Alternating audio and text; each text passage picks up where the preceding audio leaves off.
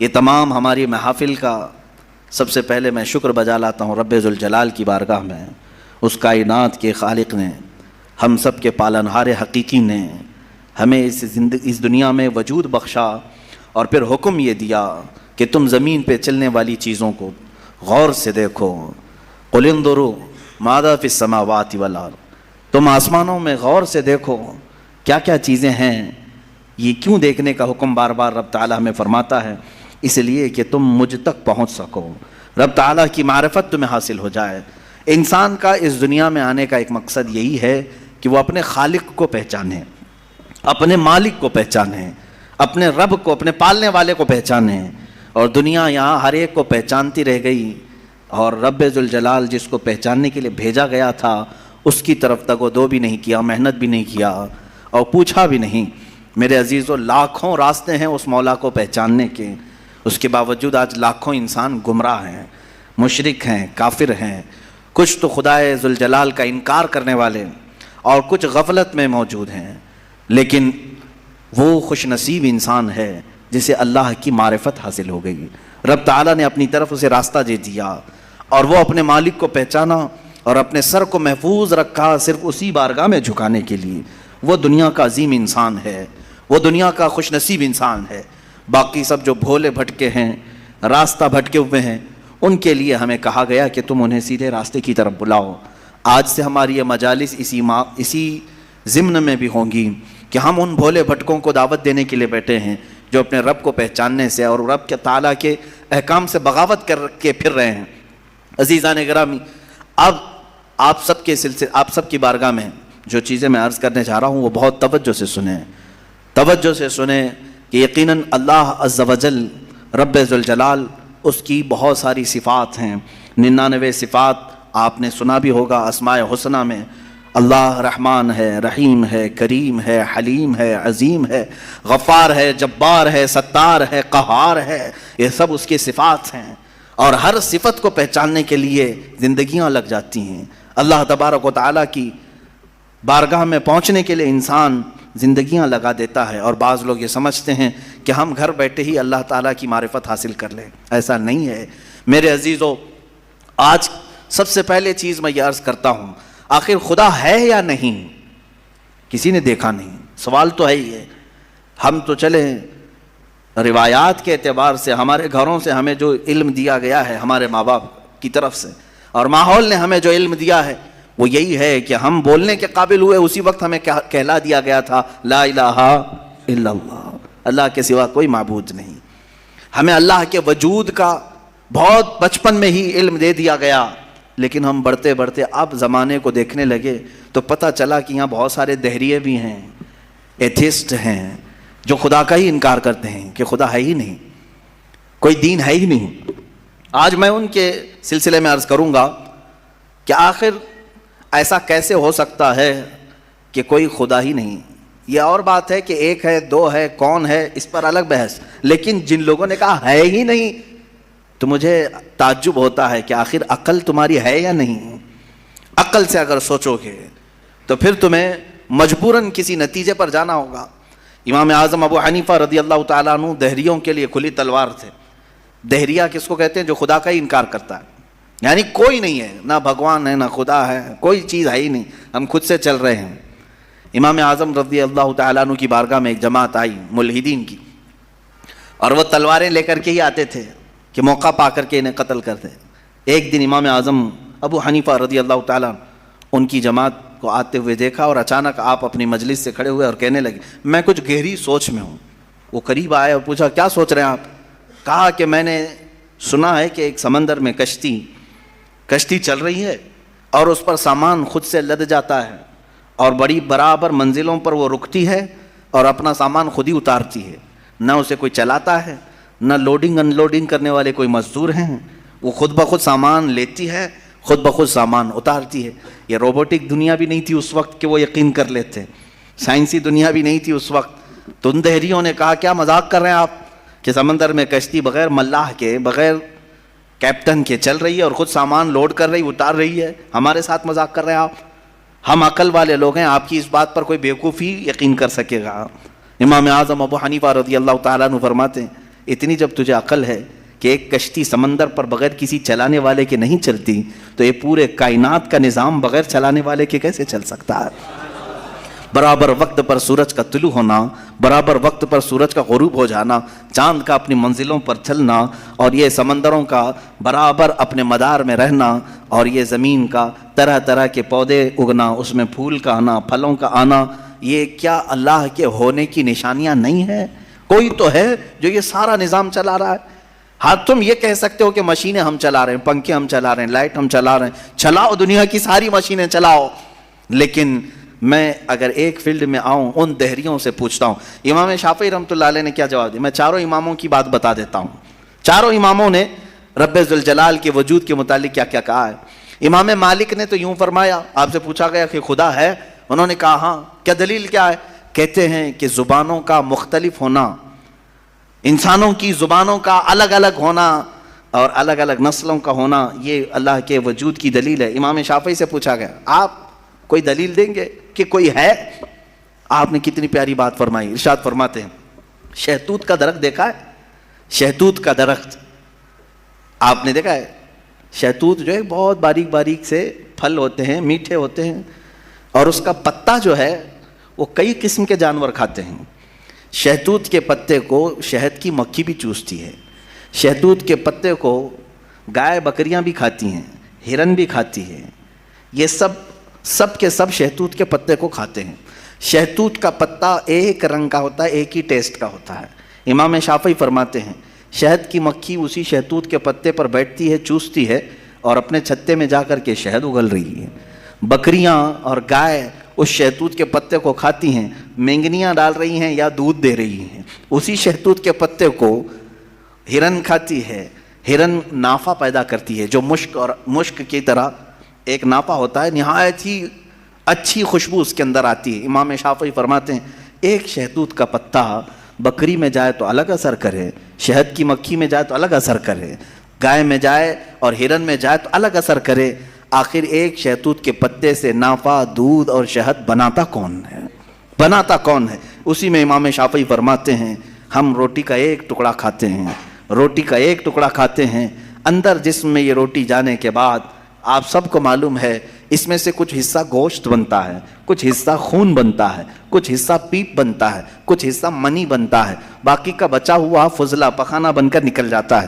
ایک روٹی گیہوں کی کھاؤ، جو کی کھاؤ، جوار کی کھاؤ، روٹی ایک ہی طرح کی ہے، اور اس سے گوشت کون بناتا ہے، خون کون بناتا ہے، اور پیپ کون بناتا ہے، منی کون بناتا ہے، سب کی الگ الگ قسمیں ہیں۔ امام شافعی فرماتے ہیں تمہاری ہزاروں مشینیں ایک طرف، لیکن اندر جو نظام چلاتا ہے وہ کوئی تو ایک ہے، کوئی تو ہے، تمہیں ماننا ہوگا۔ میں دہریوں کے متعلق کہہ رہا ہوں، جو ملحدین ایتھیسٹ ہیں، جن کا کہنا ہے کہ کوئی ہے ہی نہیں، کوئی خدا ہی نہیں، تو ان سے میں کہتا ہوں کوئی بتاؤ تو صحیح آخر یہ چلا کون رہا ہے؟ یہ کون چلا رہا ہے؟ ہمارے جسم کے اندر کا نظام کون چلا رہا ہے؟ اور قرآن نے انہی کی طرف بار بار اشاروں میں بتایا ہے، آیات میں، کہ کیا تم دودھ کو نہیں دیکھتے؟ دودھ کہاں سے پیدا ہوتا ہے؟ کہ اللہ تعالیٰ فرماتا ہے کہ ہم نے دودھ کو گائے کے خون اور اس کے گوبر کے بیچ میں سے پیدا کیا ہے۔ اس کا فضلہ گائے کا گوبر ہے پیٹ کے اندر، اور اس کا خون بھی ہے، خون نہایت ہی سرخ، گوبر نہایت ہی الگ رنگ کا، اور اس کے بیچ سے صاف و شفاف دودھ کا نکلنا، دودھ آتا ہے، نہ کبھی اس میں گوبر کی بو آئی، نہ کبھی خون کا رنگ آیا۔ قرآن کہتا ہے آخر یہ کون ہے جو اس طرح صاف ستھری غذا نکالتا ہے تمہارے لیے؟ کیا شہد کی مکھی کو نہیں دیکھتے؟ قرآن کہتا ہے جب وہ ڈنک مارتی ہے تو اس کے زہر کا کوئی علاج نہیں ملتا۔ شہد کی مکھی اگر ڈنک مارے تو زہر چڑھ جاتا ہے اور کئی لوگوں کی موت بھی ہوتی ہے، لیکن وہی اپنے چھتے پہ بھی تھوکے تو وہ نہایت ہی میٹھی غذا ہے، نہایت ہی میٹھی غذا ہے۔ شہد کی مکھی اپنا رس چھتے پر ڈالے تو وہ دنیا کی سب سے اچھی غذا، وہی اگر کسی کو ڈنک مارے تو سب سے برا زہر ہے۔ اعلیٰ حضرت رضی اللہ تعالیٰ عنہ نے اپنے آپ کو یوں فرمایا ہے کہ میں وہ شہد کی مکھی ہوں جس کی مٹھاس کا بھی جواب نہیں، جس کے ڈنک کا بھی جواب نہیں۔ یہ تو ضمناً میں نے بات عرض کی، خدا قدیر و جبار کے وجود پر میرے عزیزو ایک دو نہیں، لاکھوں مثالیں دنیا میں ہیں، لاکھوں مثالیں۔ ابھی تو کائنات کے رازوں تک ہم پہنچے ہی کہاں ہیں؟ سمندر کے اندر کی دنیا، پیڑ پودوں کے اندر کی دنیا. اب آئیں امام احمد بن حنبل رضی اللہ تعالیٰ عنہ, یہ کیا فرماتے ہیں؟ آپ سے پوچھا گیا خدا ہے, کوئی دلیل ہے آپ کے پاس؟ کہتے ہیں میں تمہیں بتاتا ہوں, ایک قلعہ ہے ایسا کہ چاروں طرف سے بند, نہ ایک سوراخ جانے کا راستہ, نہ اس پہ کھڑکی, نہ دروازہ, کچھ بھی نہیں, ہوا تک نہیں جا سکتی, پورا بند ہے, اور اندر اس کے نہایت ہی چمکدار موتیوں کی طرح ہے. پھر اچانک اس قلعے میں اچھلتا کودتا ہوا ایک جان والا پیدا ہوتا ہے, اور پھر وہ اس قلعے سے باہر آتا ہے. امام احمد بن حنبل کی ان باتوں کو سن کر لوگوں نے پوچھا ایسا کیسے ہوتا ہے؟ بند قلعہ, ہوا بھی نہیں جاتی, کوئی سوراخ بھی نہیں, اور اس کے اندر سے کوئی اچانک پیدا ہوتا ہے. امام احمد بن حنبل فرماتے ہیں یہ تو روز ہوتا ہے, مرغی کے انڈے میں نہیں دیکھتے. مرغی کا انڈا مجھے بتاؤ اس میں کتنی کھڑکیاں ہیں, انڈا تو اوپر سے پورا بند ہوتا ہے, ہوا تک نہیں جاتی, لیکن مرغی اس کو گرم کرے. اب تو مشینوں سے بھی ہوتا ہے. مجھے یہ بتاؤ وہ انڈے کی زردی اچانک ایک جاندار چوزے کی شکل کیسے اختیار کرتی ہے؟ کون ہے جو اسے چونچ دیتا ہے؟ کون ہے جو اسے پر دیتا ہے؟ اور پھر ہم نے جانوروں کو, پرندوں کو, ہر ایک مخلوق کو دیکھا ہے, ان میں رنگ ایسے بھرے ہوئے رہتے ہیں, دنیا کا کوئی آرٹسٹ بھی اس طرح کے رنگ بھر نہیں سکتا. کیا ہم مور کو نہیں دیکھتے؟ طرح طرح کے خوبصورت اس میں ڈیزائن کیے گئے ہیں, ایسا لگتا ہے کہ کوئی قلم لے کر کے ڈیزائن کیا ہے, کوئی برش سے ڈیزائن کیا ہوا ہے. نہیں میرے عزیزو, یہ قدرت کی شاہکاریاں ہیں, رب ذوالجلال کی شاہکاریاں. اور تم بے شمار خوبصورت مخلوقات کو دیکھو گے. پھر میں ان دہریوں سے پوچھتا ہوں آخر ان تمام کو پیدا کرنے والا کوئی تو ہوگا. تم لاؤ ڈھونڈ کر کے, آخر کون ہے یہ سب پیدا کرتا ہے؟ یہ تو تخلیق, نظریے تخلیق, خدا کو پہچاننے کے 4 نظریے دنیا میں مشہور ہوئے ہیں. الہیات, اس کو علم الہیات کہتے ہیں جو میں بیان کر رہا ہوں, تھیولوجی, سائنس کے نظریے سے بھی, یعنی اللہ کو پہچاننے کے لیے, خدا کو ڈھونڈنے کے لیے نظریے بنائے گئے. فلسفیوں نے الگ, سائنٹسٹ نے الگ, علماء ربانیین نے الگ, حکماء نے الگ, سب کے اپنے اپنے نظریے ہیں. ہم اللہ رب العزت کو نظریے تخلیق سے واضح کرتے ہیں, لوگوں کے سامنے بتاتے ہیں کہ اللہ پیدا کرنے والا ہے. کیونکہ قرآن پاک میں جگہ جگہ اس نے, اللہ تعالیٰ نے اپنی ربوبیت کا, اپنی تخلیق کا اظہار جو فرمایا ہے وہ یہی فرمایا کہ تم اتنے کمزور ہو کہ ایک مکھی کو نہیں بنا سکتے, ایک مکھی پیدا نہیں کر سکتے, کتنے کمزور ہو. اور وہ رب ذوالجلال ہزاروں کروڑوں مخلوقات روزانہ بناتا ہے, روزانہ انہیں موت بھی دیتا ہے. حیات و ممات اسی کے دست قدرت میں ہے. عزیزان گرامی وقار, اللہ تعالیٰ کی بے شمار صفات میں سے مجھے کئی صفات پر عرض کرنا تھا. میں سب سے پہلے اس کے وجود پر آپ کے سامنے یہ دلائل رکھا. عام مسلمان بھی کسی دہریے سے کہہ سکتا ہے کہ اللہ کے نہ ہونے پر جو تو اس قدر ناچ رہا ہے, آج ایتھیزم کا بہت زیادہ آج چل رہا ہے. وہ کہتے ہیں کوئی دین دھرم ہوتا نہیں, کچھ نہیں ہوتا ہے, کوئی خدا نہیں ہوتا, دنیا میں ایسے ہی چل رہے ہیں. مذاق کر رہے ہو میاں. ابھی تک تو وہ آٹومیٹک گاڑی بھی نہیں آئی بغیر ڈرائیور والے, ابھی تم بول رہے ہو. بہرحال دنیا میں کوئی چیز کو بنانے والا ہوتا ہے. آٹومیٹک گاڑی آ بھی گئی تو میری اس دلیل کو یہ مت سمجھ لینا کہ گاڑیاں بغیر ڈرائیور کے نہیں چل سکتی. مفتی صاحب نے کہا آپ تھوڑے دنوں کے بعد آنے والی ہے, اس کا مطلب کیا بغیر ڈرائیور کے بھی سب چلتی ہیں؟ میری یہ دلیل اس لیے نہیں ہے. بغیر ڈرائیور والی گاڑی اگر چل بھی گئی تب بھی میں سوال کروں گا کہ اس کو آخر گاڑی کو بنایا کون ہے؟ یہ بنایا کون ہے؟ کوئی تو انسان بنایا ہوگا. تو اسی طرح سے ہر چیز کو دنیا کی آپ کو یہ علم لے کر کے جاتا ہے تھیولوجی کا کہ کوئی نہ کوئی اس کا پیدا کرنے والا ہے, بنانے والا ہے. فلسفی ان کے ہاں ایک قانون ہے, دور اور مسلسل, یعنی تسلسل, کنٹینیو کوئی چیز ہو نہیں سکتی. مثال کے طور پر مجھے پیدا کرنے والا کوئی ہے اور اس کو پیدا کرنے والا کوئی ہے, اس کو پیدا کرنے والا, یہ جو سوچ ہے تسلسل اس کو کہتے ہیں. کہیں جا کر کے سٹاپ ہونا پڑے گا, کہیں جا کے سٹاپ ہونا پڑے گا تمہیں. میں پیدا ہوا میرے باپ سے, میرے باپ پیدا ہوئے دادا سے, دادا پر دادا سے, یہ سلسلہ چل کر کے کہیں تو سٹاپ ہوگا, کہیں جا کے ختم ہونا ہے. تو فلسفی اس بات کو مانتے ہیں کہ دور اور تسلسل محال ہے, یعنی کنٹینیو ایسی جاتا رہے یہ محال ہے. ان کے ہاں ایسا ہے. میرے عزیزو, اب اگر میں ان سے سوال کروں کہ جیسے بہت سارے لوگ بھگوانوں کو بھی مان لیے, جبکہ بھگوان کی بیوی بھی ہے, بھگوان کے بچے بھی ہے اور بھگوان کا باپ بھی ہے, تو پھر اب سوال آئے گا کہ بھگوان کا دادا کون؟ भगवान का परदादा कौन, फिर वो नसब चलेगा, कहीं तो जाके रुकना है, कहीं तो जाके रुकेगा। बच्चे हैं तो अब तक उनकी नस्ल क्यों नहीं? भगवान के भी बेटे बेटियां थी ना, बहुत सारे भगवानों का तज़किरा हिंदुस्तान में है, उनके बेटे बेटियां बताई गई हैं, कितने बेटे थे, राम के भी, कृष्ण के भी, सबके भी बताए गए हैं बेटे बेटे। तो अब औलाद कहाँ हैं? बाप दादा कहाँ थे? मेरे अजीज़ों, मेरी इस बात को यकीनन कोट किया जाएगा। मुझे मालूम है चंद दिनों पहले ये कह रहा था, औरंगजेब की औलाद बर्तन मांज रही है, टीपू सुल्तान की औलाद पंचर लगा रही है। तुझे तो ये टीपू सुल्तान औरंगजेब की औलाद नजर आई, उनकी कहाँ है जिनका मैं जिक्र कर रहा हूँ? उनकी कहाँ है?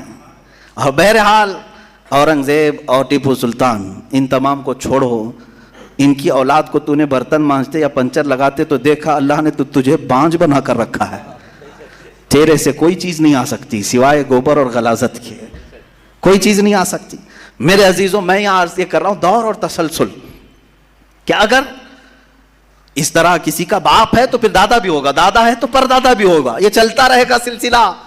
ये इस्लाम ये है जिसने कहा कुल हुवल्लाहु अहद अल्लाहुस समद लम यलिद वलम यूलद, कहो वो अल्लाह एक है, अल्लाह बेनियाज है। लम यलिद, ना वो किसी से पैदा हुआ है, वलम यूलद, ना उससे कोई पैदा होगा, उससे कोई लम यलिद, उससे कोई पैदा नहीं हुआ, और ना वो किसी से पैदा हुआ। यहां खत्म हो गई बात। अब ना मेरे खुदा का कोई बाप है, ना बेटा है, ना भाई है, ना बहन है, कहीं ये तस्वुर आएगा ही नहीं। तुम हमसे ये सवाल नहीं कर सकते कि अल्लाह के आबा व अजदाद कहाँ है, औलाद कहाँ है। हमने खुदा को माना ही ऐसे है कि वो जिस्म जिस्मानियत से भी पाक है, रिश्तेदारी से पाक है, कोई ना उसका हमता है, एक ही सबकी सुनता है।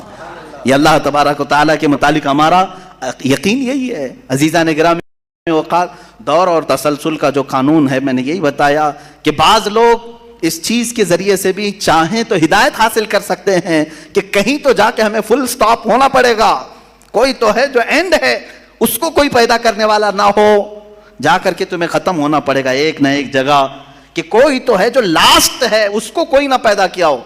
अगर उसको भी कोई पैदा किया है तो फिर ये भी बात है कि उसको भी कोई पैदा किया होगा।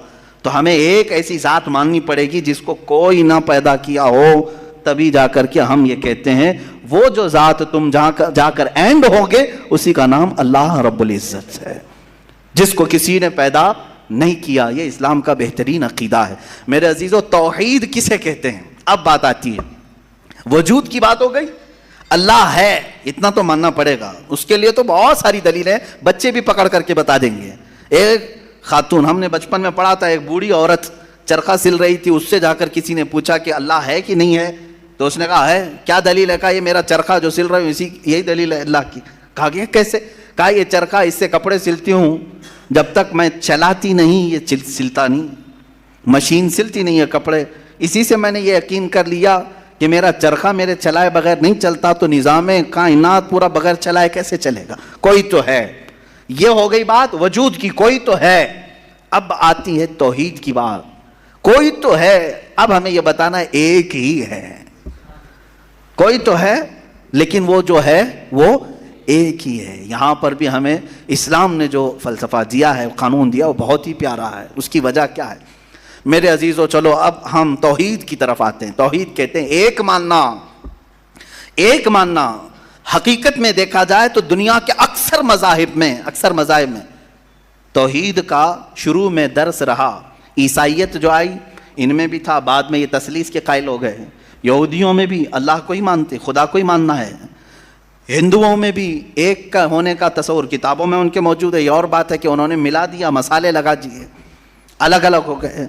खालिस जो अपने दीन पर बाकी है अल्हम्दुलिल्लाह वो इस्लाम है। आज भी अल्लाह रब्बुल इज़्ज़त है और वो एक है, एक है। इस पर क्या दलील है? इस पर भी दलीलें देनी होंगी मुसलमानों।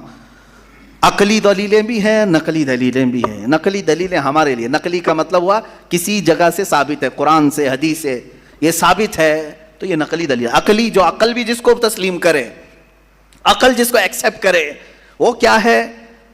उस बूढ़ी औरत का ही मैं बता दूं जिसने चरखा सिला, और चरखे को चलाने में उसने कहा कि अल्लाह है, कोई तो है, क्योंकि मेरी मशीन बगैर चलाए नहीं चलती। तो उससे साहब ने, जिसने सवाल किया, پوچھا کہ اچھا ہے تو کیا وہ ایک ہے کہ دو ہے؟ کہا نہیں ایک ہی ہے. کہا وہ کیسے؟ کہا دو ہو تو دیکھو تم سامنے بیٹھو ادھر سے چلاؤ میں ادھر سے چلاتی ہوں. پھر کپڑے کی کیا درگت بنتی ہے؟ تم اپنی طرف کپڑا کھینچ رہے ہو گے، میں اپنی طرف کپڑا کھینچ رہی ہوں گی. اس سے میں نے یہ یقین کر لیا میرے کپڑے کو سلنے کے لیے میرے چرخے پر ایک ہی کا ہونا ضروری ہے. دو بیٹھیں گے تو کپڑا پھر پائجامے کی بجائے کرتا ہو سکتا ہے، کرتے کی بجائے ہو سکتی ہے، کچھ بھی ہو سکتا ہے، کچھ بھی سل جاتا ہے. تو دو لوگ ایک مشین کو سلنے جائیں تو نظام درہم برہم ہو سکتا ہے. تو ایک پورے کائنات کا نظام اگر دو لوگ چلانے لگیں تو ایک دن ایک کہے گا نہیں میں آج بارش برساؤں گا، دوسرا کہے گا نہیں میں آج دھوپ ڈالوں گا، تیسرا کہے گا کہ نہیں میں آج چھاؤں ٹھنڈی پیدا کروں گا. تو یہ تو انہی کے درمیان جھگڑا ہوتا رہے گا. اسی لیے قرآن نے بھی کہا لو کان فیہما آلہۃ الا اللہ لفسدتا، اگر ان کائنات میں زمین و آسمانوں میں خدا کے علاوہ دو ہوتے تو ضرور اس میں فساد ہوتا، ضرور اس میں نظام درہم برہم ہوتا. میرے عزیزوں یہاں دیکھ رہے ہیں ہم بہت سارے نظاموں کو، کمیٹی کا مسئلہ ہے، مسجد کا مسئلہ ہے، بہت سارے چیزیں دیکھیں. صدر صاحب کچھ اور کرنا چاہتے ہیں، نائب صدر صاحب کچھ اور کرنا چاہتے ہیں، سیکریٹری کچھ اور کرنا چاہتے ہیں. حکومت میں جائیں پرائم منسٹر کو اور چاہتا ہے، ہوم منسٹر کچھ اور کہتا ہے، اس کی تو بڑی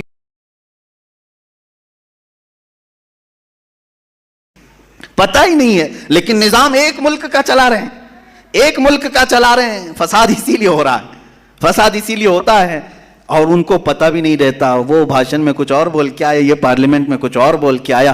یہ سب ہماری مثالیں جو میں آپ کو پیش کر رہا ہوں دیکھ کر کے سمجھنے کے لیے. ایک سے زیادہ جب ہوتے ہیں تو عقلوں کا ملنا ضروری نہیں، ہر ایک کی عقل الگ الگ چل سکتی ہے. اب آئیے کوئی کہہ سکتا ہے نہیں بھائی اتحاد سے بھی تو کام ہو سکتا ہے، یونٹی سے بھی تو کام ہوتا ہے، کچھ جگہ ہوتا ہے نا. کوئی اگر کہے کہ خدا ایک نہیں دو ہیں اور دونوں مل کے کام کرتے ہیں، دونوں مل کے کام کرتے ہیں، تو اب میں آپ کو کہتا ہوں ایک نمبر والا خدا وہ کہتا ہے آج بارش برساؤں گا. 2 نمبر والا اگر اتحاد کرتا ہے اور کہتا ہے کہ نہیں ہاں تو جو کرے گا وہی میں کرتا ہوں، تو یہاں پر قانون یہ تفسیر میں فرمائے گا دوسرا والا تو عاجز ہو گیا، وہ مختار نہیں ہے پھر فیصلہ لینے میں. اور عاجز جو ہوتا ہے وہ خدا نہیں ہوتا، خدا وہی ہوتا ہے جو مالک و مختار ہے، جو خود فیصلے لے گا اور اس میں کسی کو شریک نہیں کرے گا. تو اگر دوسرا والا مان گیا اس کی تو وہ خدا عاجز ہو گیا، اس کی اپنی نہیں چلی. دوسرے دن دوسرا چلایا اور پہلے والا راضی ہو گیا تو پہلا عاجز ہو گیا. تو خدا عاجز نہیں ہو سکتا، یہ ہمارا عقیدہ ہے. خدا وہی ہے جو قادر مطلق ہے، قادر مطلق ہر چیز پر وہ خود فیصلے لیتا ہے، خود ہی اختیار رکھتا ہے. الحمدللہ اسلام کو اتنا پاک و صاف رکھا گیا ہے. خدا کا جو عقیدہ ہے ہمارے ہاں عقیدہ توحید ہے، وہ انسان کے ذہن کو بھی پاک و صاف کرتا ہے، انسان کا ذہن بھی پاک و صاف رہتا ہے. اگر عقیدہ توحید تمہارا ہٹ گیا، میرے عزیزو توجہ چاہتا ہوں، توحید عقیدہ سمجھ گئے، اللہ کو ایک ماننے کا عقیدہ اگر ہٹ گیا تو پھر انسان اتنا ذلیل ہوتا ہے کہ پھر وہ ہر چیز کو خدا ماننے لگ جاتا ہے، چاہے وہ چوہا ہو کہ بلی ہو کہ سانپ ہو کہ مچھر ہو، کسی کے بھی سامنے جھکنے لگ جاتا ہے. توحید کا عقیدہ اگر ذہن سے ہٹ گیا، اللہ کو ایک اور بڑا ماننے کا عقیدہ ہٹ گیا، تو ہم نے ان لوگوں کو بھی دیکھا ہے جو عورتوں کی شرمگاہوں کو بھی عبادت کرتے ہیں، بہت ساری غلاظتوں کو بھی پوجتے ہیں. میرے عزیزو یہ کب آتی یہ چیز؟ جب عقیدہ توحید انسان سے ہٹ جاتا ہے تو وہ بہت ہی نیچے گر جاتا ہے. اللہ تعالیٰ نے ذہنوں کو پاک رکھنے کے لیے یہ ہمیں کتنا بہترین عقیدہ دیا ہے، اور وہ ایک ہے، اور الحمدللہ مسلمان اسے آج بھی ایک ہی مانتے ہیں. کئی چیزیں ہیں، میں یہ علم الہیات پر آج بات کرنا چاہتا تھا. پہلے وجود باری تعالیٰ اور دوسرے اللہ کے ایک ہونے پر. ایک ہونے پر سب سے بڑی دلیل یہ ہے ایک سے زیادہ ہوں گے تو نظام درہم برہم ہو سکتا ہے، اور اب تک نظام درہم برہم نہیں ہوا. اس کا مطلب ہے کہ ایک ہی چلا رہا ہے، ایک ہی چلا رہا ہے. سورج کو جس طرح سے اس نے سالوں سے چلایا ہے، چاند کو جس طرح چلایا ہے، موسموں کا آنا جانا. قرآن خود یہ کہتا ہے، میں نے آیت خطبے کے بعد یہی تلاوت کی، ان فی خلق السماوات والارض واختلاف اللیل والنہار، بے شک زمینوں کی پیدائش میں، آسمانوں کی پیدائش میں اور رات و دن کے آنے جانے میں تمہارے لیے بہت بڑی نشانیاں ہیں کہ ایک ہی ہے، ایک ہی ہے جو اس کو اپنی مرضی سے بنایا ہے، اپنی مرضی سے بنایا ہے. عزیزان گرام وقار، ہندوؤں میں بھی ایک ہونے کا عقیدہ تھا کہ ایک خدا ہے. بہت ساری کتابیں ہیں جس کو میں نے پڑھا ہے جس میں کہا گیا ہے سنسکرت میں کہ وہ ایک ہی ہے، ایک ہی ہے. لیکن ہوا یہ کہ بعد میں ان تعلیمات میں مکسنگ کیسے آئی؟ جیسے ہمارے ہاں فرشتوں کا تصور ہے، جبرائیل ہیں، میکائیل ہیں، اسرافیل ہیں، اسرائیل علیہم السلام، جو ملائکہ ہیں وہ اللہ تبارک و تعالیٰ نے انہیں مختلف کاموں پر لگایا ہے۔ میکائیل علیہ السلام بارش برساتے ہیں، روزی پہنچانے کے کام میں ہیں، اسرائیل علیہ السلام روح نکالتے ہیں۔ تو ان ملائکہ کو جس طرح سے ہمارے ہاں تصور دیا گیا، اللہ کے فرشتے، تو ان لوگوں نے ان دوسرے کاموں کو دیکھ کر ہر ایک چیز کا الگ الگ خدا بنا لیا۔ ہواؤں کا خدا الگ، بارش کا خدا الگ، آگ کا خدا الگ، پانی کا خدا الگ۔ یہاں پر دھوکہ کھا گئے، وہ خدا نہیں ہے، وہ خدا کے فرشتے، اللہ تبارک و تعالیٰ نے جن کو ان کائنات کے کاموں پر لگایا۔ ہمارا عقیدہ میں بتا رہا ہوں عزیزان گرامی، یہاں پر میں یہ باتیں اس لیے عرض کر رہا ہوں کہ سب سے پہلے وجود باری تعالیٰ اللہ ہے، دوسری چیز وہ ایک ہے۔ اب تیسری چیز آتی ہے جس کے متعلق آج کے بہت سارے دہریے سائنس کے اسٹوڈنٹ وہ کہتے ہیں اگر ہے مان لیا، ایک ہے مان لیا، دکھتا کیوں نہیں ہے؟ یہ بھی سوال ہے۔ ہمارا عقیدہ ہے نراکار ہے، اور وہ آکار مانتے ہیں۔ بعض لوگ ان کے ہاں بھی ہے جو خدا کو نراکار مانتے ہیں کہ وہ نہیں دکھ سکتا۔ میرے عزیزو، یہ جن لوگوں نے ہم سے سوال کیا کہ پھر وہ دکھتا کیوں نہیں، وہ دکھتا کیوں نہیں، اس کے لیے میں جواب یہ بتاؤں گا کہ اگر انسان جس طرح سے آج پیدا کیا گیا، جتنی اس کے اندر کمزوریاں ہیں، انسان کی آنکھوں میں پورا کا پورا سورج نہیں سما پا رہا ہے۔ کڑی دھوپ میں سورج کو کیوں نہیں دیکھتے؟ وہ تو دکھ رہا ہے نا، تو دیکھو 1 گھنٹہ دیدار کرو، درشن کرو سورج کی، کیوں نہیں کرتے؟ نہیں کرتے آپ کے اندر تاب و طاقت نہیں ہے۔ سورج کروڑوں میل دور ہے، اس کو آپ پورے طور پر اپنی آنکھوں میں نہیں لے پا رہے ہیں۔ تو یہاں سے تم سب کو پتا چلا کہ میری آنکھیں کمزور ہیں، دنیا کی بڑی چیزوں کو میں سما نہیں سکتا۔ تو یہ تو سورج کے بارے میں کہہ رہا ہوں جو رب ذوالجلال کی ہزاروں نہیں کروڑوں تخلیقات میں سے ایک ذرہ ہے، اس ایک ذرے کو ہماری آنکھیں نہیں سما پاتی، تو پورے کائنات کے خدا کو، رب ذوالجلال کی تجلیات کو کیسے سما پائیں گے؟ آنکھوں میں کیسے اسے سما سکتے؟ اسی لیے اللہ نے قرآن میں فرمایا لا یدرکہ الابصار، اس کو کوئی آنکھ گھیر نہیں سکتی۔ وہ کیوں؟ سوال بھی تو ہے کہ اگر گھیر لے آنکھیں، ہو کیا جاتا اگر اللہ کو دیکھ لیتے؟ تو اس کے متعلق فلسفی طور پر بھی اور اسلامی طور پر بھی میں بتاؤں، میرے عزیزو، عقیدہ ہمارا یہ ہے کہ اللہ، اس کا کوئی سائز نہیں، اس کا کوئی سائز نہیں، اتنا چوڑا، اتنا اونچا، اتنا لمبا، اتنا چھوٹا، یہ چیز ہے نہیں، ہم اس کو مان نہیں سکتے۔ تو جب آنکھوں میں تمہارے کوئی چیز آئے گی تو وہ سائز والی ہی آئے گی، کچھ تو سائز ہوگا اس کا، چاہے وہ 100 کلومیٹر والا ہو، اگر آنکھوں میں آ گئی تو سائز بن گیا، اور جس چیز کا سائز بن گیا وہ خدا ہو نہیں سکتا۔ ہمارے ہاں یہ عقیدہ ہے کہ اللہ تبارک و تعالی جسم و جسمانیت سے پاک ہے، مکان و مکانیت سے پاک ہے، اس کی یہ تمام چیزیں ایسی نہیں جس طرح انسان کی آنکھ، ہاتھ، پیر، منہ، پیٹ، یہ تمام چیزوں سے وہ پاک ہے۔ وہ جیسا ہے وہ اللہ بہتر جانے، لیکن انسان کی دنیا میں آنکھیں اس چیز کو سما نہیں سکتی، اور جو چیز اس کی آنکھوں میں سما گئی وہ خدا ہو نہیں سکتی۔ اس کے لیے ایک فارمولہ میری طرف سے لے کر کے جاؤ، جس چیز کو بھی دیکھا کسی نے دنیا میں سوائے رسول اللہ کے، میرے آقا صلی اللہ علیہ وسلم، ایکسیپشن میں بتا رہا ہوں، حضور کو چھوڑ کر کے پوری کائنات کی بات کر رہا ہوں، جس نے کسی چیز کو دیکھا وہ خدا ہو نہیں سکتا۔ ام المومنین عائشہ صدیقہ نے بھی فرمایا ہے کہ جس نے بھی یہ کہا کہ خدا کو یہ دیکھا ہے ظاہری آنکھوں سے، کھلی آنکھوں سے، وہ سب سے بڑا جھوٹ بولا ہے، دنیا کا سب سے بڑا جھوٹ بولا اس نے۔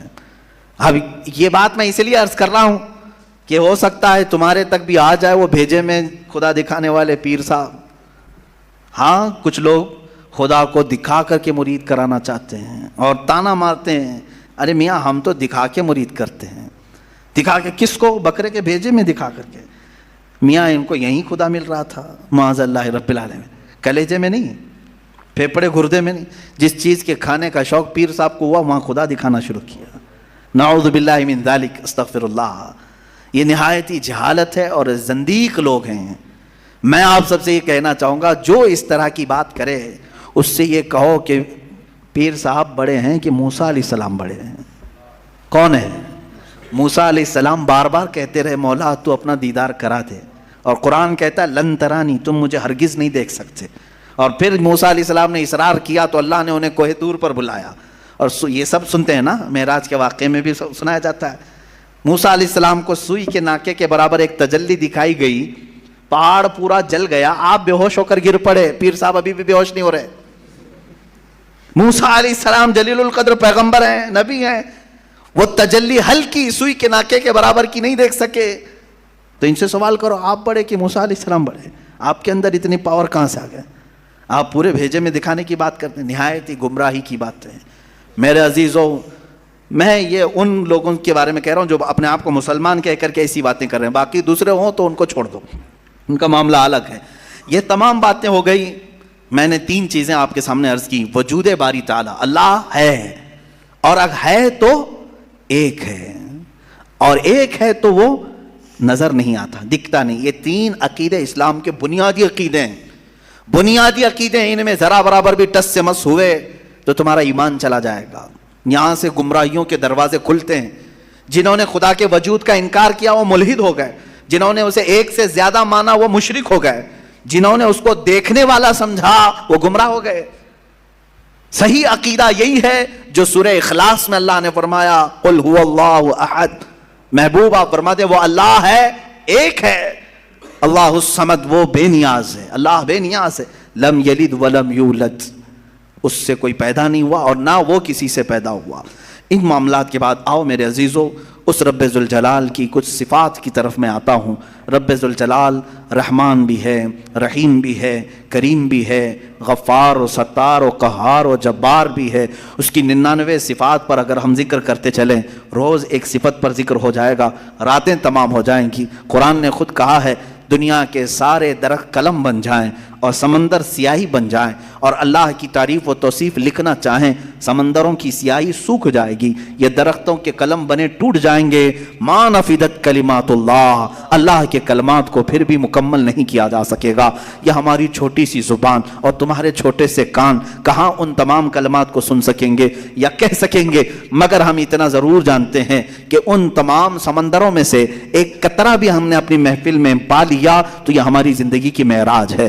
اللہ رحمان ہے، یقیناً ہم نے اس کو بسم اللہ میں بھی پڑھا، سورہ فاتحہ میں بھی پڑھا، بلکہ ہم اپنے بچوں کو بھی یہی کہتے ہیں، ماں باپ کو بھی یہی کہتے ہیں. اب اس کے رحمان کی صفات دیکھنا ہے. کیسے رحمان کسے کہتے ہیں؟ رحم کرنے والا، رحم کرنے والا، نرمی کا معاملہ کرنے والا لوگوں کے ساتھ، بلکہ اپنی ساری مخلوقات کے ساتھ نرمی کا معاملہ کرنے والا. میں 2 ہی صفات پر آج گفتگو ختم کر دوں گا، اس کے رحمان ہونے کی اور اس کے قہار ہونے کی. دونوں کے درمیان ہمیں یہ زندگی چلانی ہوگی.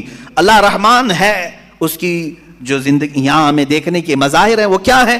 ماں تم سے جتنی محبت کرتی ہے، کیسے تم رو تو گود میں اٹھا لیتی ہے، تمہارے بہت ساری چیزیں اپنے ہاتھوں سے صاف کرتی ہے، اپنے ہاتھوں سے بنا کر کے کھلاتی ہے.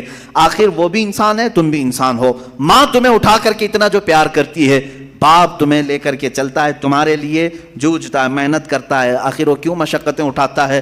خون پسینے کی کمائی ایک کر کے لا کر اپنے بچے کو کھلاتا ہے. اب سنیں حدیث پاک میں ماں اور باپ کے دلوں میں یہ بچے کی جو محبت ڈالتی جاتی ہے یہ اللہ کے رحمان صفت کا کچھ حصہ ہوتا ہے.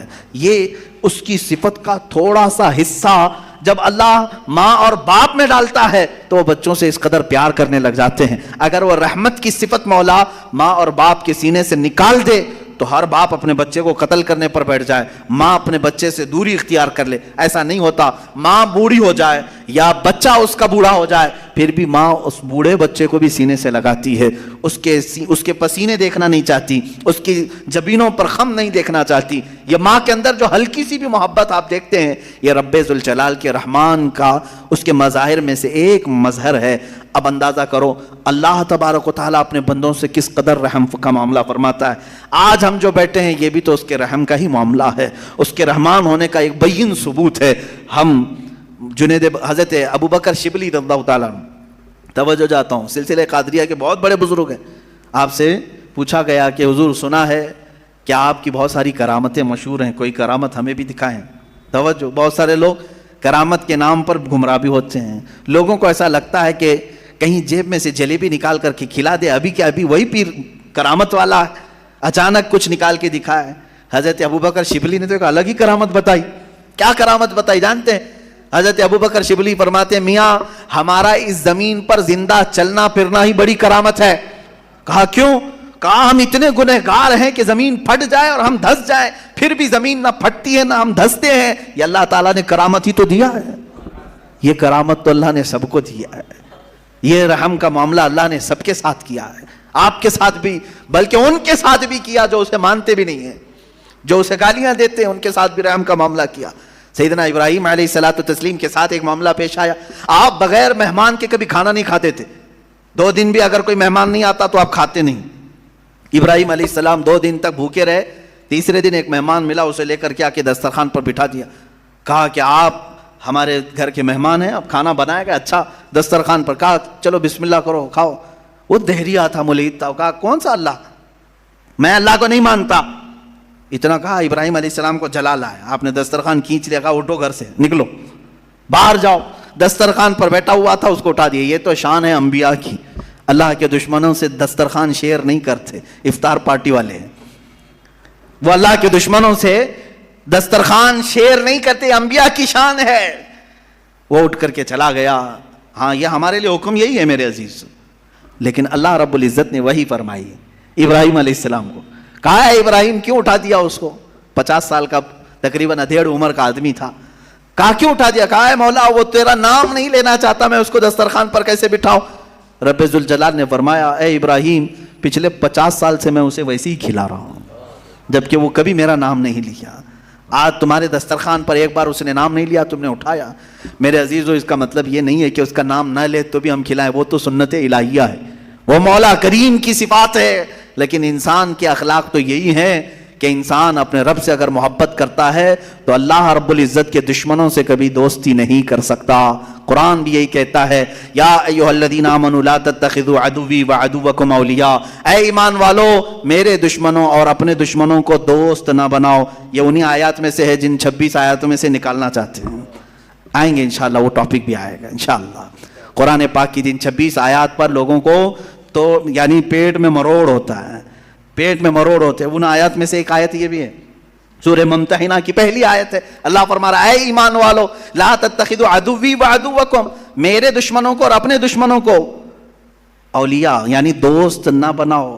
میرا رب نے اتنا حکم کیا دیا, ان کو تکلیف شروع ہو گئی. قرآن جو ہے نفرت سکھاتا ہے, قرآن نفرت. یہ تمام انشاءاللہ العزیز زندگی باقی رہی, یہ 26 آیتوں کا جو مضمون ہے یہ ان کی کتابوں سے بھی میں نکال کے دکھاؤں گا. سیم ٹو سیم چیزیں, سیم ٹو سیم چیزیں وہاں پر بھی موجود ہیں. تو پیدا کرو کسی اور وسیم گندے رافضی کو جو وہاں سے بھی نکال سکے.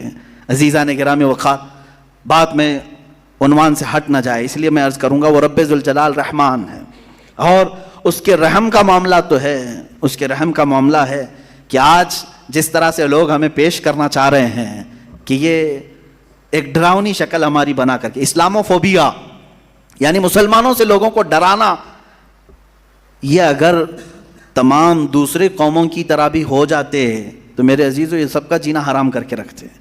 ہمارے ہاں آخرت کا تصور ہے, ہمارے ہاں رب ذوالجلال کو جواب دینے کا تصور ہے, ہمارے ہاں اللہ رب العزت کے دیکھنے کا تصور ہے کہ وہ ہر گھڑی ہمیں دیکھ رہا ہے. یہ تمام تصورات لے کر کے مسلمان جی رہا ہے. تم کہہ رہے ہو یہ آتنکوادی ہے, دہشت گرد ہے, اور جو اس طرح سے کر رہا ہوگا اس کا تصور ختم ہو چکا ہوگا. ہمیں تو اللہ رب العزت کے ہونے کا اتنا احساس ہے کہ رات کے اندھیرے میں بھی ہم ڈرتے ہیں کوئی ایک گندی تصویر بھی دیکھنے کے لیے, جبکہ کوئی نہیں دیکھ رہا ہے. اس لیے کہ مسلمان اس عقیدے کے ساتھ جیتا ہے کہ اللہ لا الہ الا هو الحی القیوم لا تأخذہ سنۃ ولا نوم. مسلمان اس عقیدے کے ساتھ جیتا ہے وہ اللہ ہے جو حی ہے اور قیوم ہے, اسے نہ اونگ آتی ہے نہ نیند آتی ہے. یعلم خائنۃ الاعین وما تخفی الصدور, تمہاری آنکھوں کی خیانت کو بھی وہ دیکھ رہا ہے, تمہارے دلوں کے گزرنے والے حالات سے بھی وہ واقف ہے. ہم اس تصور کے ساتھ, اس عقیدے کے ساتھ جی رہے ہیں. بہرحال میرے عزیزو اس کے رحمان کی صفات بے شمار ہیں, بے شمار ہیں, اور اس کے کام حکمت کے ہوتے ہیں. بعض لوگوں کو ایسا لگتا ہے کہ نہیں وہ رحمان ہے, رحمت تو کر رہا ہے, میرے ساتھ تو نہیں ہو رہا ہے, میرے ساتھ تو نہیں ہو رہا ہے, میں تکلیفوں پہ تکلیفیں اٹھاتا ہوں. میرے عزیزو صبر نہیں کرتا انسان اور اس طرح کی باتیں کر جاتا ہے. یہ ایسا ہی گھبرانے والا آدمی ہے جیسے کوئی ٹرین سرنگ میں جائے, ٹنل میں جائے تو کچھ جو باولے لوگ ہوتے ہیں اچھل کود کرنے لگ جاتے ہیں. کبھی ٹرین کا سفر کیا آپ نے؟ اور ٹرین کبھی ٹنل کے اندر جاتی ہے, پہاڑ کے گوفے کے اندر, کیا ہوتا ہے, اندھیرا آ جاتا ہے. اندھیرا, اتنا اندھیرا آتا ہے تو جو عقل مند ہوگا وہ سیٹ پہ بیٹھا رہے گا, اور جو باولا ہوگا اچھل کود کر رہا ہے, اسے ایسا لگتا ہے دنیا کیا سے کیا ہو گئی, ٹرین کہیں کھڈے میں چلی گئی. ایسا نہیں ہے. جو عقل مند ہے وہ بیٹھا رہتا ہے. اگر آپ عقل مند ہیں, بیٹھے رہتے ہیں اپنے سیٹ پر, میں پوچھتا ہوں کیوں بیٹھے رہتے ہو, کیوں بیٹھے رہتے ہو؟ اندھیرا ہو گیا, ٹرین گوفے کے اندر چلی گئی ہے. آپ کہیں گے میاں تھوڑی دیر کی بات ہے, یہ ٹرین کا ڈرائیور چلا تو رہا ہے, نکالے گا نا. ٹرین نکل کر کے باہر آ جاتی ہے تو آپ کہتے اجالا تو آ گیا. اے میرے عزیز, ٹرین کے چلانے والے پر تجھے اتنا یقین ہے سیٹ چھوڑ کر اٹھتا نہیں. اس طرح تیری زندگی میں جب مصیبتوں کا کبھی اندھیرا آتا ہے, یقین کر وہ رب ذوالجلال پھر اجالوں میں لائے گا. ان مع العسر یسرا, اس نے فرمایا ہے ہر تکلیف کے بعد آسانی ہے. کیوں اتاولے ہوتے ہو؟ تھوڑی سی تکلیف کیا آئی, شکایت کیا, میرے ساتھ رحم کا معاملہ نہیں ہو رہا ہے, میرے ساتھ رحم کا معاملہ نہیں ہو رہا ہے. فعل الحکیم لا یخلو عن الحکمہ, وہ حکیم ہے, اس کا کوئی کام حکمت سے خالی نہیں ہوتا, کوئی کام حکمت سے خالی نہیں ہوتا. آج دوپہر میں اگر تمہیں روٹی نہیں ملی ہے تو کوئی نہ کوئی سبب ہوگا, وہ تمہارے حق میں بہتر چاہتا ہے. عسیٰ ان تکرہوا شیئا وہو خیر لکم, قرآن کہتا ہے بسا اوقات تم جس چیز کو نہیں چاہتے لیکن وہ تمہارے حق میں بہتر ہوتا ہے. جنید بغدادی رضی اللہ تعالیٰ عنہ کے زمانے میں ایک خاتون, وہ روئی سے دھاگا بناتی تھی, اور وہ دھاگا بنانے کے بعد بیچ آتی تھی. کتنے؟ آدھے درہم میں بکتا تھا اس کا, آدھا درہم. وہ آدھا درہم لاتی تھی, اس میں سے آدھے یعنی پاؤ کر کے اس سے پھر کپاس روئی خریدتی اور پھر اس کا آدھا درہم بناتی اور باقی کا گھر میں خرچہ کرتی. ایک دن آدھے درہم کی روئی لائی اور پورے کا اس نے دھاگا بنا دیا. دھاگا کچا ہوتا, سوکھنے کے لیے رکھی صحن میں, اندر کھانے کے بنانے کے انتظامات کر رہی تھی. ایک کوا آیا اور دھاگا اٹھا کے لے گیا. بیوہ عورت, اس کے سوا کچھ بھی نہیں تھا, آج کچھ بھی نہیں تھا اس کے پاس, بھوکی رہ گئی. اب نہ خریدنے کے لیے دھاگا خریدنے کے, روئی خریدنے کے بھی پیسے نہیں, کھانا بنانے کے بھی پیسے نہیں, آلریڈی بیوہ ہے اور غریب ہے. کہنے لگی کیا اتنی غربت کے بعد بھی اللہ تعالیٰ ایسے اس کی بچی پونجی بھی اٹھا لیتا ہے؟ لوگ یہی کہتے ہیں نا, میرے پاس کچھ نہیں تھا پھر بھی میں نقصان میں جا رہا ہوں, اب تو کچھ رحم کر دیتا.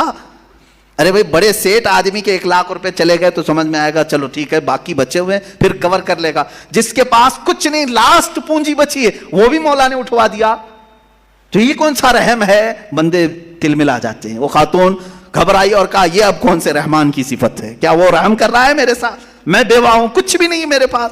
حضرت جنید بغدادی کے پاس دوڑی گئی. دوسرا دن تھا, بھوک کی شدت تھی, دوڑی ہوئی آئی. حضرت جنید بغدادی اس وقت بیٹھے تھے, ان کے دربار میں کچھ لوگ آئے ہوئے تھے باہر کے, ملنے کی غرض سے دور سے آئے ہوئے تھے. آپ کو یہ چیختی ہوئی آئی تو اس کو سائڈ میں کھڑا کیا, رک جاؤ میں پہلے ان کی باتیں سن لوں. ان لوگوں نے آ کر کے کہا کہ حضور ہم کچھ نذرانہ لے کر کے آئے ہیں, یہ قبول فرما لیں. کیا تھا نذرانہ؟ 10,000 سونے کے سکے, اشرفیاں تھیں. کہا کہ حضور آپ اپنے حساب میں اس کو تقسیم کر لیں. حضرت جنید بغدادی رضی اللہ تعالیٰ عنہ نے وہ 10,000 اشرفیاں لیے اور پورے کے پورے اس عورت کو دے دیا. وہ عورت ابھی کچھ کہنے والی تھی, اس کے کہنے سے پہلے آپ نے دے دیا. کہا اس کو پکڑو. اب پھر وہ آئی ہوئی جماعت تھی, اس سے پوچھا کیا معاملہ ہے, کیوں اتنی بڑی رقم تم ہدیے میں لائے؟ سنو میرے عزیزو, فعل الحکیم لا یخلو عن الحکمہ. وہ کہتے ہیں ہم سمندر کے سفر پر تھے, کشتی میں بیٹھے تھے, آ رہے تھے, اچانک ہماری کشتی پھٹ گئی. کشتی میں سوراخ آیا, پانی اندر آنے لگ گیا. تو جیسے یہ چمڑے کی کشتی تھی, پانی اندر آنے لگا تو ڈوبنے کے چانسز بڑھ گئے. پانی جتنا ہو سکا ہم نکال کر پھینکتے رہے, لیکن اس کشتی کی مرمت کے لیے ہمارے پاس کچھ نہیں تھا. اچانک ایک کوا آیا اور اوپر سے دھاگا گرا دیا. ایک کوا آیا, دھاگا اوپر سے گرایا, اور وہ اتنا ہی دھاگا تھا جس سے ہماری کشتی سل جاتی تھی. ہم نے اسی دھاگے سے اپنی کشتی سل دی, اور پھر اسی وقت ہم نے یہ نیت کر لیا کہ وہ رحمان ہے جس نے ہمیں بچایا ہے. ہم صحیح سلامت جائیں گے تو 10,000 اشرفیاں جنید بغدادی کو نظر کریں گے. وہاں ہم نے منت کر لی تھی, میرے آقا ہم نے صحیح سلامت کنارے کو پا لیا, اب آ کر کے وہ 10,000 اشرفیاں آپ کی بارگاہ میں ہم نے نظر کر لیا. حضرت جنید بغدادی دلوں کے حالات سے باخبر تھے, اس خاتون کی طرف دیکھا اور پوچھا کیا تمہارے رب نے صحیح رحم کیا یا نہیں؟ تمہارے آدھے درہم کو کنویں سے اٹھوا کر بدلے میں 10,000 اشرفیاں دیتا ہے، اسی کا نام رحمان ہے، وہ رحمان ہے۔ بندہ گھبراتا ہے، کہتا ہے ایسے کیسے ہوگا، میرے پاس کچھ بھی نہیں تھا پھر بھی اٹھا لیا۔ انتظار تو کرتا، شکر تو کرتا، یقیناً وہ مولا تجھے اس سے بہتر چیز لوٹاتا۔ یہاں تک کہ حدیثوں میں کسی کا بچہ بھی اگر انتقال کرتا ہے، مولا تعالیٰ فرشتوں سے پوچھتا ہے تم نے اس کے بچے کو لایا، کیا کہہ رہا تھا میرا بندہ میرے بارے میں؟ فرشتے کہتے ہیں مولا وہ تیرا شکر بجا لا رہا تھا، کہتا تھا انا للہ و انا الیہ راجعون۔ مولا فرماتا ہے لکھ دو اے فرشتوں، اس سے بہتر نسل اسے عطا کروں گا، اس سے بہتر اسے خوبصورتیاں جنت میں عطا کروں گا۔ وہ جب بہتر کرنے والا ہوتا ہے تب تمہیں آزمائش کے دور سے گزارتا ہے۔ یہ رحمان ہے، یہ اس کی صفت ہے۔ بہت ساری مثالوں کی ضرورت ہے میرے عزیزو، وقت کی تنگی دامنگیر ہے، وقت عشاء قریب ہے، ہمیں جو وقت ملا ہے مولا اس میں بھی رحمت عطا فرما ہے، اور پھر آگے چل کر کے ہم انشاءاللہ ان گفتگوؤں کو اور طوالت دے سکیں، لمبی کر سکیں۔ اب ایک اور چیز، اس کے رحمان ہونے کے ساتھ ساتھ اس بات کا یقین بھی رکھو کہ وہ قہار بھی ہے، وہ قہار ہے۔ قہار کا مطلب ہوتا ہے سخت پکڑ کرنے والا، سخت پکڑ کرنے والا۔ جب وہ سختی کرنے پر آئے تو پھر تم ہاتھ پیر ہزار ہلا لو بچ نہیں پاؤ گے۔ الہی انت یا قاہر العدو ذی البطش الشدید انت الذی لا یطاق انتقامہ۔ بزرگوں نے فرمایا یہ دشمن کو ایسی سخت پکڑ کرنے والا ہے کہ جس کی پکڑ کی برداشت کسی کے اندر نہیں ہے، کسی کے اندر نہیں ہے۔ اگر وہ پہاڑوں کو حکم دے دے تو وہ اپنے پھٹ کر کے ریزہ ریزہ ہو جاتے ہیں۔ اب میرے عزیزو یہ قہار کی صفت مجھے بیان کرنا اس لیے تھا آج کہ اس کے مظاہر آج دنیا میں نظر آ رہے ہیں۔ آج رب ذوالجلال کی پکڑ اور اس کے قہر کی نشانیاں نظر آ رہی ہیں۔ لوگوں کو جلتے دیکھا، لوگوں کو بہتے بھی دیکھا، لوگوں کو لینڈ سلائیڈنگ میں دبتے ہوئے بھی دیکھا۔ یہ قہار کی صفات میں کا بہت ہلکا سا حصہ ہے، بہت ہلکا حصہ ہے۔ جب وہ پکڑ کرنے پر آئے، میں آپ کو بتاؤں قوم شعیب، جیسے ابھی چائنا والوں کے بارے میں پچھلے سال 1.5 سال پہلے ایک نیوز میں میں نے دیکھا تھا، وہ اپنے سپر پاور ہونے کے سفر میں اتنی تیزی سے گامزن ہیں۔ ان کے یہ چیلنجز تھے کہ اب ہمارے پاس ایسی ایسی ٹیکنالوجی آئی ہیں جس کو کوئی کاٹ نہیں سکتا۔ ارے وہ مصنوعی سورج بنا رہے ہیں چائنیز، ڈپلیکیٹ سورج بنانے کے چکر میں ہے، وہ جیسا بھی ہو چھوٹا ہی صحیح، انہوں نے ہر چیز کا ڈپلیکیٹ نکال لیا۔ لیکن میرے عزیزو اب آج جا کر کے احساس ہونے لگا۔ مجھے ابھی چند دنوں پہلے کسی نے کہا تھا کہ ان کے تو چیلنجز تھے کہ ان کی ٹیکنالوجی کو کوئی چیلنج نہیں کر سکتا اس وقت پوری دنیا میں، اس قدر ہتھیاروں میں ہو، ٹیکنالوجی میں، ہر چیز میں۔ میں آپ کو بتاتا ہوں یہ تو اس زمانے کی بات ہے، آج سے 4000 سال پہلے قوم شعیب، قوم سمود جس کو کہا گیا ہے، وہ تو اتنی پاورفل قوم تھی۔ آج بھی ان کے بنائے ہوئے مکانات موجود ہیں تو اندازہ کرو اس وقت کتنے طاقتور تھے۔ وہ پورے پہاڑ جو پتھروں کے پہاڑ ہوتے ان کو کھود کر کے نقشہ دیتے تھے، اور اسی میں دروازے، اسی کے اندر پورے ہال، کمرے، سب کچھ بنا لیتے تھے ایک اکھنڈ پہاڑ کو کاٹ کر کے۔ اب مجھے یہ بتاؤ کہ وہ لوگ آج سے 4000 سال قبل، جبکہ کوئی ہائیڈرولک مشین نہیں، کوئی پتھروں کو نقش دینے والا آلہ نہیں، اس وقت کرتے تھے تو کیا ٹیکنالوجی استعمال کیا ہوگا؟ آج بھی مدائن صالح، مدائن اولا جو سعودی عرب میں ہے، وہاں پر یہ سب نشانیاں موجود ہیں، آج بھی موجود ہیں، وہ پہاڑ ویسی ہیں۔ حضرت شعیب علیہ السلام نے اس قوم کو جب ڈرایا تھا کہ باز آؤ اللہ کی نافرمانی سے، باز آؤ ناپ تول میں کمی کرنے سے، گناہوں سے توبہ کر لو، اس قوم نے کہا اگر نہیں باز آئے تو کیا کر لیں گے آپ؟ کہا اللہ کا عذاب آئے گا۔ کہا کیسا عذاب آئے گا؟ انہوں نے اپنے ماضی کے عذابات کو بتایا۔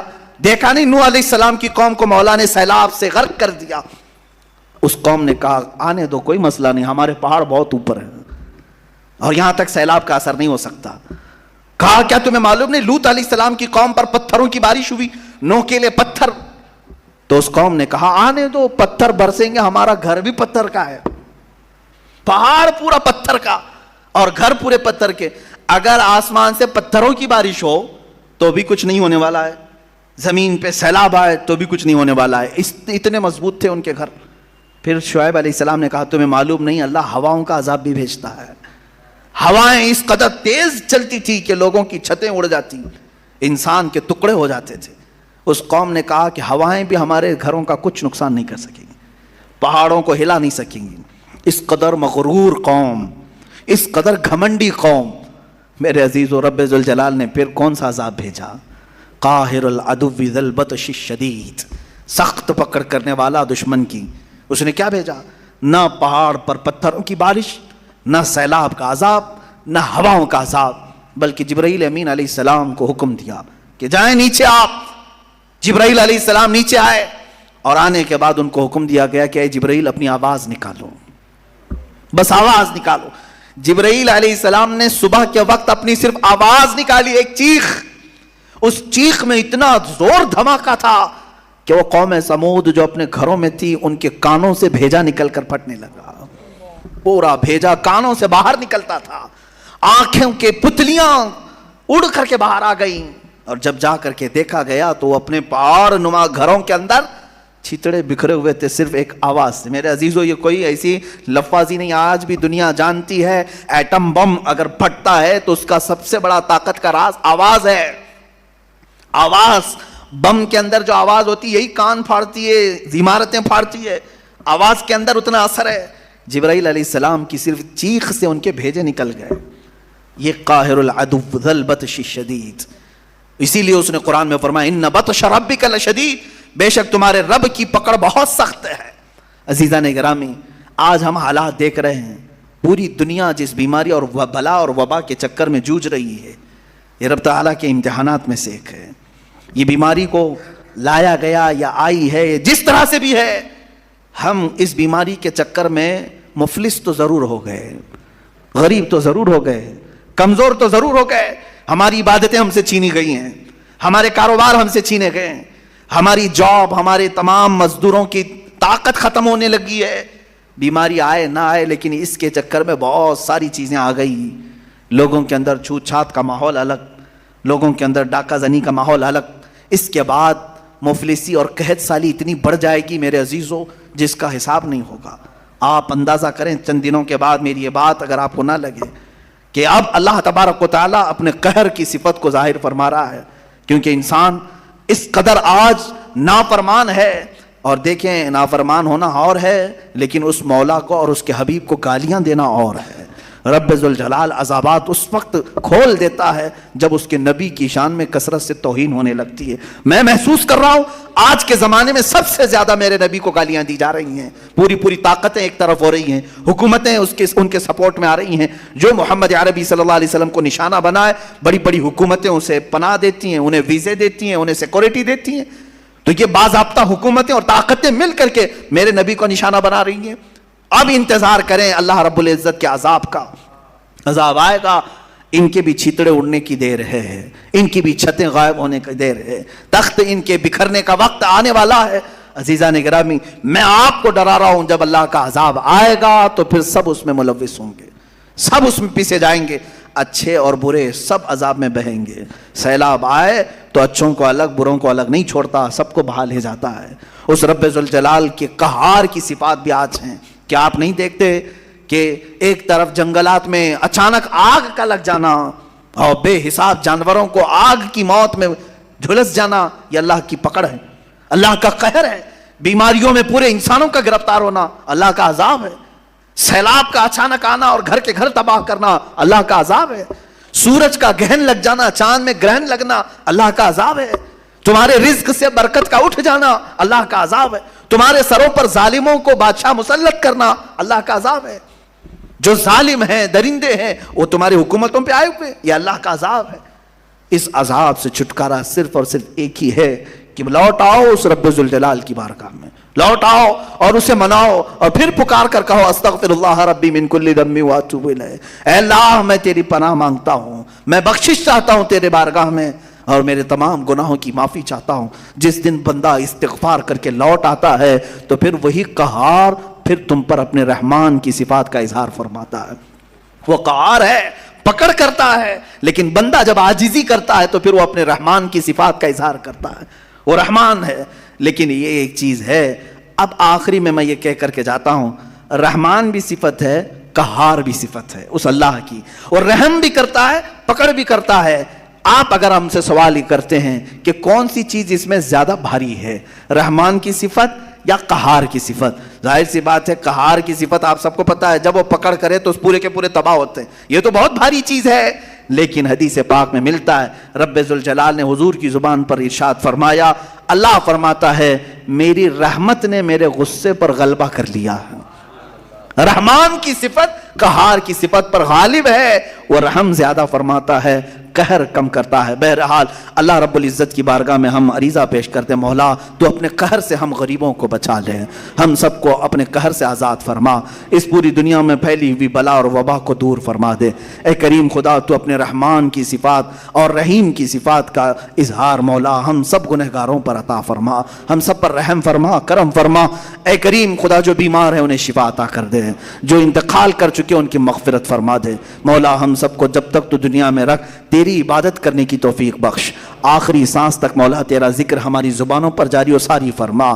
جب دمیں واپسی ہو یا اللہ، جب دمیں واپسی ہو یا اللہ، لب پہ جاری ہو بس لا الہ الا اللہ محمد رسول اللہ۔